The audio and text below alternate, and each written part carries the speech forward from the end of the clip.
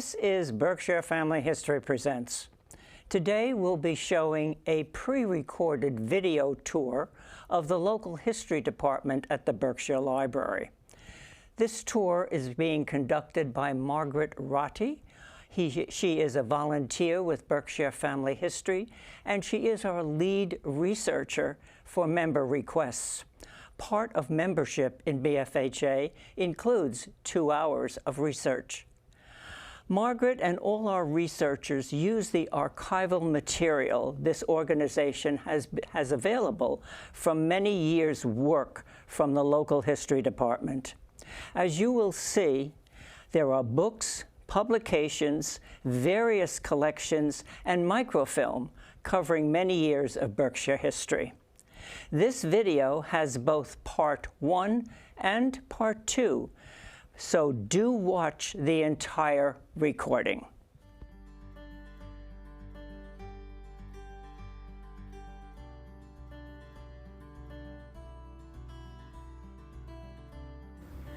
Hello, my name is Margaret Ratti. I'm the Secretary of the Berkshire Family History Association, and I'm going to give you a little tour of our collection here at the Berkshire Athenaeum. Our organization uses the Athenaeum as it's kind of its headquarters, but the collection is purely the Athenaeum's. So it's considered the hidden gem of the Berkshires as far as I'm concerned, because there is so much information here, and it's such a joy to work in the collections. So I hope you'll be as happy with it as we are here. We have excellent librarians who know the collections very well and will help you at the drop of a hat. And I can't overemphasize how much help they are, because they're the greatest staff in the world. We do have a database within the Athenaeum here that is particularly the Berkshire Family Histories database. That's separate from the library database. It's housed on one of their computers, but I'll explain that in a few minutes. I'm going to show you where the collections are housed within the room here, so that if you come in as a person who's never been here before, you'll have some familiarity with what you may be looking for or where to look for it. The vital records for Berkshire County are here on the shelves in book form, and that goes from the 1700s to 1850, this collection here, and this part of this collection wraps around to the other side of the shelving. But it does not have every single town in Massachusetts here, but any town that's not represented is also on a microfiche, and we have a microfiche cabinet, and it's a system for using that the librarians are very good to show you how to do. And we have microfiche readers here. There's several of them, so several people can be using them at the same time. And the other collections that we have that are very helpful in our research for people who are specifically researching family that passed through the Berkshires at any time in the past, we have, it's called the Cook Collection, and it's basically it's housed right here and then along into here, and it's got 180,000 names in that alone. It's mostly, Berkshire County town, their records, quite a good collection of cemetery records, and they have all the towns in Berkshire County listed here. There's also the surrounding area, like over into Hampshire County and Hampden County. There's a little bit of New York State, Lebanon, and Hoosick Falls, and down into Connecticut, the adjoining areas to the county. So there's quite a bit of information to be found there. And the next collection is the Berkshire collection, which pretty much is old church records. There are some veterans records there, tax records from the towns in the early years, the proprietors of the town, their records, and a lot of cemetery records. Sometimes it's the cemetery itself and where it's found, so you could actually go out into another town and find it. And other times it's the tombstone, the writing on the tombstones. Along here, the records, the books with the maroon bindings and the black, this is our extensive French-Canadian collection. There, I think, are 6 separate collections here on the shelves. Some of them are written in the original French, so if you speak French, that's a bonus. And others are in English. When you're looking up a family name, you do have to remember that quite a few of those have this little quirk. They'll give a name with D-I-T. D means called, and it might not be a last name. It might be an area where they were from, or a nickname that the person was known by. And especially in the early records, there's a lot of that. So you need to look up your family member under both of those designations. So, and then a lot of the church records are for a specific area. Like up in Quebec, there might be all the Montreal records, but it's by parish. So you kind of have to know the parish, but you can zoom right in on their parish, you can find what you're looking for. So it's helpful to know some of that history, but sometimes you find that history as you're looking up the name. One of my favorite collections is the Shepherd collection. It's housed in these old-fashioned library drawers. It is regular old library cards, and there are 50,000 names within these drawers, and this was a collection done by a professor of mathematics from Williams College whose avocation was genealogy, and his interest was in the earliest settlers of Berkshire County, and he would make up an index card for each family, and he would list on it the head of the family, and if he knew their parents, he would have those up off to the side, and then he would list the marriage and the date and the any children, and his dates were all written in the official genealogical style, which is the day of the month first, then the month, then the year. So you have to keep that in mind when you're reading the dates, if you're looking for a specific date.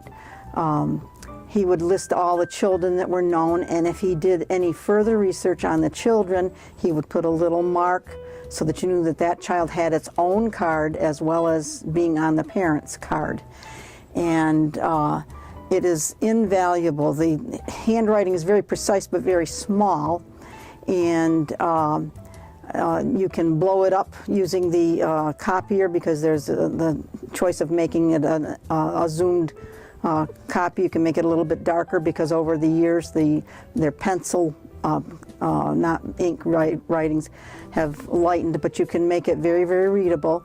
And the information is valuable because not only did he trace where they came from to get to the Berkshires, he also traced where they went. And some of them only stayed in the Berkshires a very brief time, because when they moved from the eastern part of the state out here, it was not until after the French and Indian Wars had settled the land enough so that it was safe for colonization. And so then he would trace the family. When they came here, after a generation or so, they decided that rocky, hilly land was not the best farming land, and so they were starting to branch out. And then in the 1820s, when the Erie Canal opened, they would zip right out on the canal system to western New York, first of all, where the land was very rich and flat, good for farming. And from there they branched out further down the Ohio. And the rivers were the major mode of transportation in those days, but you could trace your family all the way across the country. And of course he was doing these cards in the early 1900s through about the 1950s, I believe. And so he only traced that far. But there, if you are from Ohio and you've come here to do some research, I'll bet you'll find them right in this collection. Right here we have our map collection. A lot of them are enlarged older maps, anywhere from the 1700s through the probably early to mid 1900s. But one example of this is a map of the city of Pittsfield. Before it had wards, it was districts, and they're marked out. But you can see if you're looking for a particular property, they're outlined there, or a business.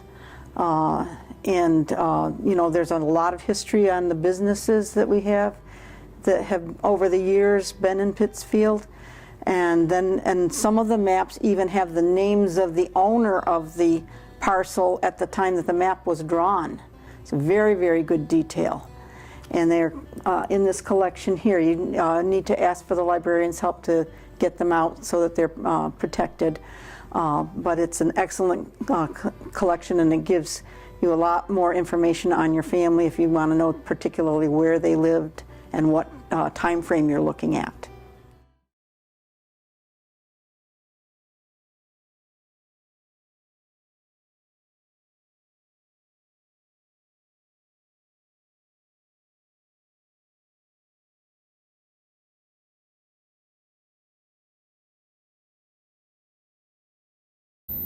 First of all, I'd like to introduce you to our computer database, Berkshire Family History's private database. It's housed in this computer, but it's not accessible to the internet. It's in-house only.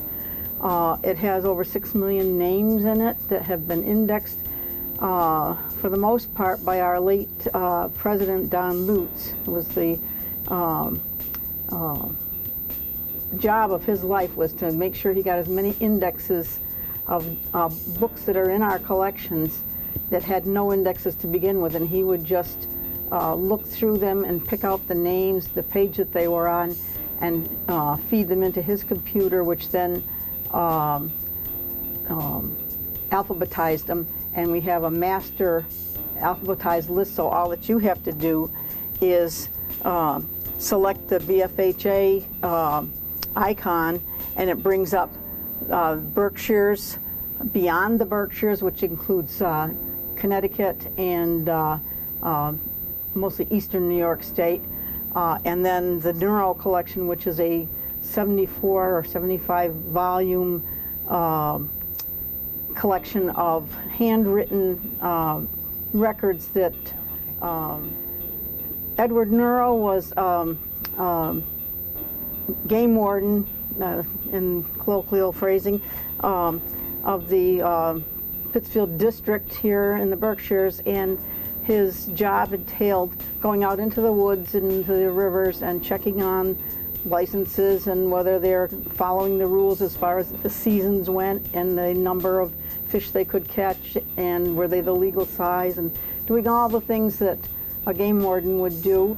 But then as he was traipsing through the woods to these various venues, he would come across old cemeteries that were grown up to woods or cellar holes, and he would, on his own time, go out and investigate. He would look through surveyors' records and court records, probate court, deeds, and find out who was the original settler there, and then find as many items of information about that person and his family as he could, and he recorded it all in beautiful hand script on notebook pages, which he would bind when they got to be about 3 inches deep, and then he would start on the next volume, and he would classify them, and he went town by town pretty much.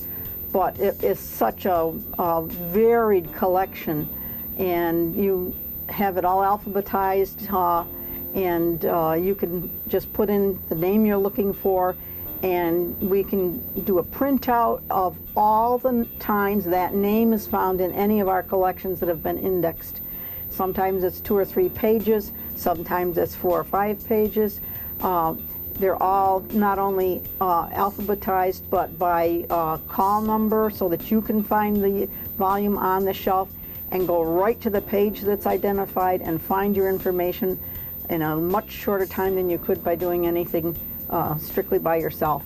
So I encourage anybody who has the opportunity to come here and use this computerized collection, and it's a treasure trove. In our movable stacks, we have the complete collection of the 5 generations of Mayflower families. They're found, incidentally, on the bottom row here. But you can find 5 generations all in one book if you followed your name back. We also have the soldiers and sailors of the Revolutionary War as well as the Civil War, and that's all alphabetical order in the volumes. And the other collections that we have are Shakers and Quakers, of which there were 2 Shaker settlements in the Pittsfield area, and the Quakers were basically in Adams, and we have a complete collection of all of their church records and some valuable information there if you have any of those in your family. These are the vertical files that I just mentioned, and they range in titles from crafts to fairs to geology of the area to businesses. I pulled out a drawer here that has estates and resorts, if you're doing any research on that, or if your family used to come up to the Berkshires in the 1940s and they stayed at a summer camp, that might be found in here too.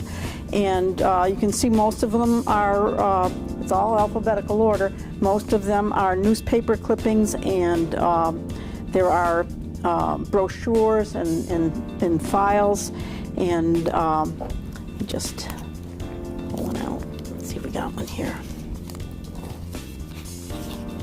This is an environmental folder, and it's an actual newspaper. I'm just going to put it up here. The kind of articles that were of interest to people, and you can find an awful lot, and it refers to various people in the conservation department with referrals to them and what's happening in the Berkshire, since we are a resort and conservation area and have a lot of public parklands and forests in the Berkshires. So this is all here for your use. You may need the librarian's help to zero in on the findings, but it's a treasure trove, and I encourage you to look for that as well. Of course, one of the most famous Berkshire authors is Herman Melville. As you may recall, he wrote Moby Dick right here in Pittsfield from his home on Holmes Road, and we have a copy of that here on the shelf. And right next to this room is the Herman Melville Room, which is the world's largest collection of Herman Melville memorabilia, including the desk at which he wrote Moby Dick on. And you're welcome to visit that. You need to request the key from the librarian, but you can take as much time as you want and look over every artifact in that room. And there's some scrimshaw and some various things that he collected on his actual sailing voyages. So it's a very interesting collection. We have a completely handicap accessible microfilm, microfiche reader here. It operates on push buttons and adjust to any height that you need it. Wheelchair slides under it. And at the reading tables, there are plug-ins that are at the desktop rather than on the floor, so they're in the chair slides under at the regular table level, and you can plug in your laptop right there. And the entrance at the lower level will give you access to the elevator to bring you up to this department, so that you don't have to worry about stair climbing as well. So we're totally handicap accessible here at the Berkshire Athenaeum. Okay, so we'll do 3, 2, 1. One of the other files that we have is family history files that are contributed by people who have done some genealogy work here, and they're usually researching a local name and they want it to be shared with other people who may have that same name in their family, and it's kept in this central file in the just as you're coming into the department itself. And of course it's alphabetical in arrangement, and there's quite an extensive collection of old family names from the Berkshires. So if that is what your focus is, we encourage you to contribute your research as well. Thank you very much. What you have seen is a brief overview of historical records, not only for Berkshire County, but parts of New York and much of New England. There is so much to explore, and if you have an interest in looking into your own genealogy, this is an excellent resource for your journey. Genealogists have long regarded the Berkshires as a, quote, gateway to the West, because so many families from here began moving into the other parts of the country. But while they were born and lived here, they left wonderful records for us to look at and explore. And they have left extensive histories of their time here. So we encourage you to visit the local history department. Our knowledgeable staff will assist you with any questions and guide you with materials of interest. Berkshire Family History Presents will continue to offer history, education, and information about our organization, so watch for our future programs and all our programs on Pittsfield Community TV. Thank you very much.